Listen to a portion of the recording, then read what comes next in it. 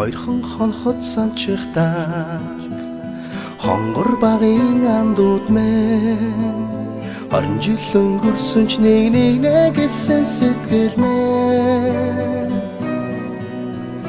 насан туршдаа мартамгүй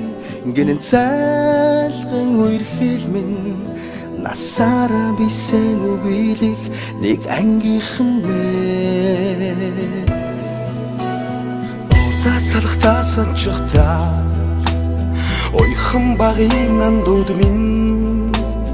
урсах цаг хугацаа нэг нэгсэн сэтгэл минь энэхэн насанд мартамгүй гинэн цайлган үерхэл минь эргээд бисен үгийлэх нэг ангийнхан билээ халуун сэтгэл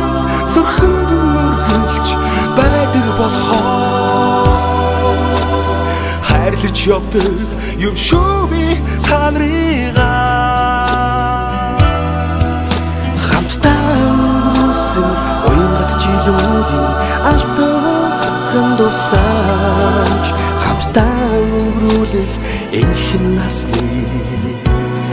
ангин холбоо